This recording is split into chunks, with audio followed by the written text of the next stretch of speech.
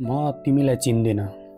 तिमी को हौ, के गर्दैछौ, किन गर्दैछौ, यी कुनै प्रश्नको ठोस उत्तर मसँग छैन। बिहान ओछ्यानबाट उठ्छौ, आँखामा निद्राको अवशेष छैन, तर मनभरि निद्राले बाँधेर राखेको ताला भने अझै खुल्दैन। तिमी आफ्नै हातले मुटु छामेर सोध्छौ, यो अझै धड्किरहेको छ, यो अझै मेरा लागि धड्किरहेको छ। उत्तरहरू फेरि पनि अज्ञातमै हराउँछन्। तिमी बाटोमा हिँड्छौ, हजारौं टाउका तिमीभन्दा अगाडि, हजारौं पछाडि। कोही बाँच्न खोजिरहेका छन्, कोही मर्न, तर तिमी त बीचमा छौ। तिम्रो हिँडाइमा गन्तव्य छैन। जब रोकिन्छौ, आफैलाई प्रश्न गर्छौ, अब के हुन्छ?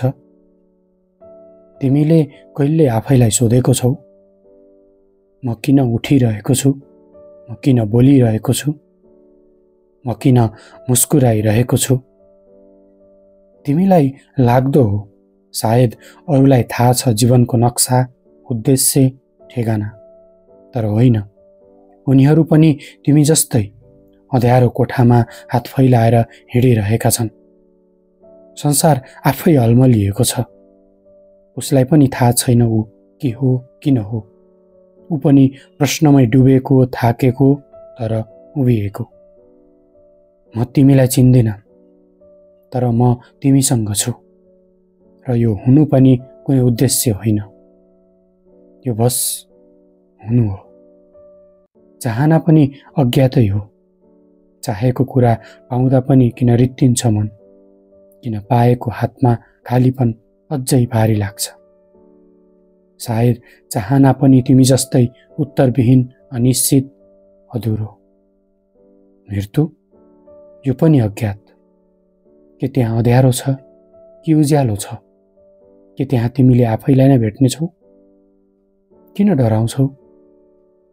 किनकि डर त एक प्रकारको प्रेम हो। डरले तिमीलाई बाँधेर राख्छ, डरले तिमीलाई जीवित राख्छ। तिमीले कहिल्यै आफ्नो छायासँग कुरा गरेका छौ? जब सूर्य अस्ताउँछ, तिम्रो छाया लम्बिन्छ। त्यो छाया तिमी होइन, तर त्यो तिमीलाई भन्छ, तिमी हिँड्यौ, तिमी बाँच्यौ। यो पनि कुनै उद्देश्य होइन। जीवनको सबैभन्दा गहिरो सत्य यही हो। तिमी अज्ञात हौ। तिमी जे गर्दैछौ अज्ञात। तिमी जे चाहन्छौ अज्ञात। तिमी जे बन्न खोज्दैछौ त्यो पनि अज्ञात।